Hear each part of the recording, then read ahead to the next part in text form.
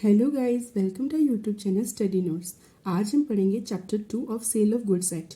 इसकी हेडिंग है formation of contract act. ठीक है, फर्स्ट इसकी हेडिंग है, सब हेडिंग है कॉन्ट्रैक्ट ऑफ सेल क्या होता है। सेक्शन 4 बोलता है सेल और एग्रीमेंट टू सेल के बारे में बताता है कि सेल क्या होता है, अग्रीमेंट टू सेल क्या होता है। ये बोल रहा है कोई भी आप कॉन्ट्रैक्ट करते हो गुड्स बेचने के लिए, वो कॉन्ट्रैक्ट में क्या होगा, आप सेलर जो है ट्रांसफ़र करता है या वो अग्री करता है मैं ट्रांसफ़र कर दूंगा प्रॉपर्टी जो है गुड्स में बायर को, किस चीज़ के लिए, प्राइस क्या होगी, मनी कंसिडरेशन।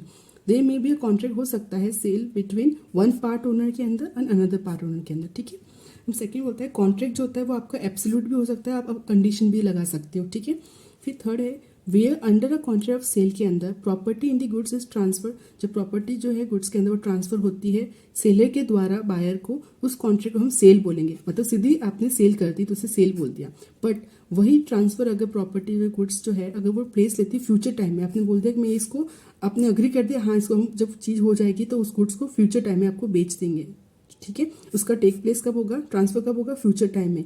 या फिर आपने इसको कोई कंडीशन लगा दी कि ये कंडीशन फुलफिल होनी चाहिए, तभी आपका कॉन्ट्रैक्ट होगा पूरा। तो उस कॉन्ट्रैक्ट हम क्या बोलेंगे, अग्रीमेंट टू सेल। आपने अग्री कर लिया है कि हम सेल करेंगे। ठीक है, अब वही अग्रीमेंट टू सेल जो है कब सेल बन जाएगा, जब आपका टाइम खत्म हो जाएगा, जो आपने टाइम दे रखा था वो टाइम खत्म हो गया, या आपने जो कंडीशंस बोली थी वो फुलफिल हो गई है। जैसे वो कंडीशन फुलफिल हो गई, टाइम खत्म हो गया, तो वो अग्रीमेंट टू सेल अब क्या बन गया, सेल बन गया है। ठीक है, उस गुड्स के लिए। सेक्शन 5 की हेडिंग क्या है, फॉर्मेलिटीज़ क्या क्या करनी पड़ेगी अपन को कॉन्ट्रैक्ट करने के लिए।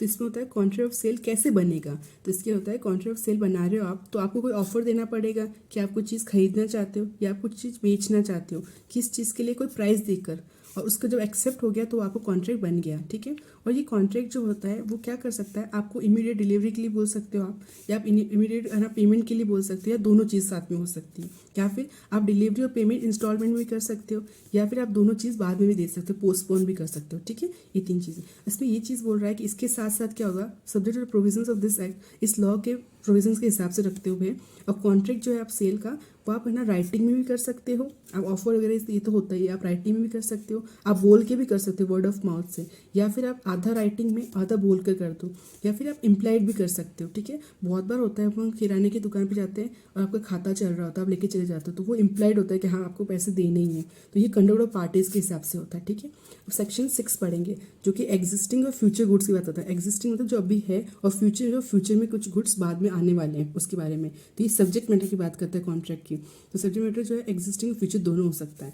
ये गुड्स जो है जो फॉर्म बनता है आपका कॉन्ट्रैक्ट का, मेन तो कॉन्ट्रैक्ट आप किस चीज़ का करोगे, गुड्स का ही करोगे, वही मेन सब्जेक्ट है आपका।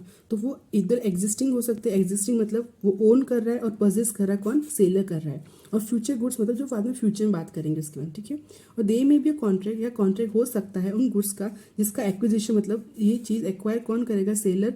डिपेंड करता है कोई चीज़ होगी या नहीं होगी, उसके ऊपर डिपेंड करता है। आप उसका भी कॉन्ट्रैक्ट कर सकते हो कि अगर मेरी फसल हो गई तो मैं आपको दे दूंगा, नहीं तो नहीं। ठीक है, ये कंटिजेंसी पे भी होता है।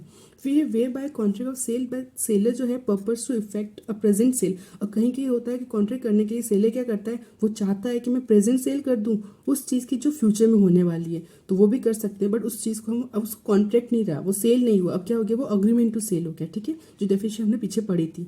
अब हम पढ़ेंगे सेक्शन 7। ये बोलता है कि आपके गुड्स जो है पेरिश मतलब खराब हो गए हैं, आपने कॉन्ट्रैक्ट किया उससे पहले, तो उसका हम क्या होगा, उस चीज़ से क्या करेंगे।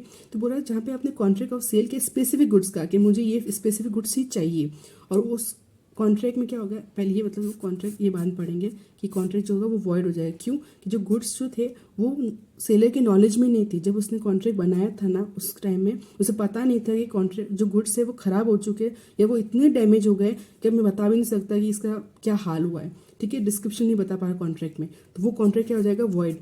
वॉइड कब होगा कॉन्ट्रैक्ट, जब आपके गुड्स कॉन्ट्रैक्ट से पहले ही खराब हो गए। ठीक है, अब ये गुड्स जो है पेरिश हो रहे हैं बिफोर सेल, आपने सेल नहीं किया उससे पहले तो खराब हो गए, बट आपका एग्रीमेंट टू सेल हो गया उसके बाद में खराब होते हैं। तो उसमें क्या होगा, जब आपने कोई एग्रीमेंट किया है कोई स्पेसिफिक गुड्स के लिए, और उसके जस्ट बाद में आपके गुड्स जो है बिना आपकी फॉल्ट, सेलर की फॉल्ट है या बायर किसी भी फॉल्ट नहीं है, और आपके वो गुड्स खराब हो गए या फिर ऐसे डैमेज हो गए कि हम बता नहीं पा रहे कि उसका डिस्क्रिप्शन क्या था। ठीक है, तो आप क्या करोगे, ये रिस्क बायर के पास जाए उससे पहले आप क्या बोलोगे कि सर ये एग्रीमेंट हम अवॉइड करते हैं। क्यों? क्योंकि हमारे गुड्स खराब हो चुके हैं। इससे क्या होगा, बायर को नुकसान नहीं होगा।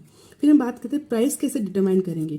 तो सेक्शन 9 बात करता है असर्टेनमेंट ऑफ प्राइस। प्राइस को डिटरमाइन कैसे करना है। जो प्राइस जो कि कॉन्ट्रैक्ट के अंदर, कॉन्ट्रैक्ट ऑफ सेल में, वो फिक्स्ड हो सकती है 3 कंडीशंस पे। आप कॉन्ट्रैक्ट करके कि हम इतने प्राइस पे हम ये गुड्स खरीदेंगे, ये बेचेंगे, या फिर आप छोड़ देंगे कि आपने जो बाद में अग्री कर लेंगे, देख लेंगे क्या होता है, या फिर आपके deal contract course of dealing के हिसाब से पार्टी के बीच में जो होगा उसके हिसाब से डील कर लेंगे कि यह इतना जो मार्केट प्राइस है उस हिसाब से कर लेंगे। ठीक है, ये 3 चीज़ से होता है, कॉन्ट्रैक्ट से, जो आपने अग्री कर दिया, या आपका जो बीच में डीलिंग करते समय जो आपके पार्टी से जो है कोर्स ऑफ डीलिंग में, उस हिसाब से। ठीक है, अब बोल रहा है कि जहाँ पे प्राइस डिटरमाइन नहीं कर दी जो आपकी इन 3 कंडीशन के हिसाब से, जो अकॉर्डिंग टू फोरगोइंग प्रोविजन के हिसाब से, तो बायर क्या करेगा, उसको सेलर को रीजनेबल प्राइस देगा। और ये रीजनेबल प्राइस क्या होगी, वो क्वेश्चन ऑफ फैक्ट होगा। ये सेक्शन 63 में पढ़ेंगे हम आगे। ठीक है, जो डिपेंड करेगी सर्कमस्टांसेस पे, हर पर्टिकुलर केस के ऊपर। अब सेक्शन 10 पढ़ेंगे, जो है agreement to sell at valuation. आपने बोल दिया मैं सेल तो करूंगा पर वैल्यूएशन पे, इसकी क्या वैल्यूएशन निकलती है उस हिसाब से। और ये क्या होता है, जब आपने अग्रीमेंट किया है कि कोई गुड्स होंगे, वो टर्म्स क्या है आपकी, कि प्राइस हम कैसे फिक्स करेंगे, वैल्यूएशन से। वैल्यूएशन कौन करेगा, थर्ड पार्टी करेगा। पर वो क्या करता है, वो थर्ड पार्टी ना तो वैल्यूएशन करता है, ना ही वो वैल्यूएशन बनाता है। तो उससे क्या होगा, आप अग्रीमेंट क्या कर सकते हो, अवॉइड कर सकते हो। ठीक है, अवॉइड सिर्फ एक ही कंडीशन होता है सेक्शन 7 में, बाकी 9, 8 और 10 के अंदर क्या हो रहा है, अवॉइड कर देंगे। बट ये इसमें प्रोवाइजर बोल रखा है। प्रोवाइजर क्या बोलता है, अगर आपने गुड्स जो है या उसका कोई भी पार्ट डिलीवर कर दिया है या अप्रोप्रिएट यूज कर लिए गए बायर के द्वारा, तो बायर क्या करेगा, ही शैल पे करेगा रीजनेबल प्राइस, जो उसके मार्केट प्राइस है उस हिसाब से उसको देनी पड़ेगी, जो रीजनेबल प्राइस है। ठीक है, अब वे सच थर्ड पार्टी, अभी सेकंड बोल रहा है कि जहाँ पे वो थर्ड पार्टी जो थी उसको रोका गया है वैल्यूएशन करने से। ठीक है, किसने किया, या तो सेलर ने या बायर ने, किसी ने तो उसको धोखाधड़ी से उसको रोक दिया। अब उसको वैल्यूएशन करने ही नहीं दी, तो फिर कैसे कॉन्ट्रैक्ट बनेगा। तो क्या होगा, जो party in fault, not in fault, जो पार्टी गलती, जिसकी पार्टी गलती नहीं थी, वो क्या कर सकता है, एक सूट फॉर डैमेजेस के लिए क्या कर सकता है, सूट कर सकता है, डैमेजेस मांग सकता है उस पार्टी से जो फॉल्ट में थी। ठीक है, थैंक यू।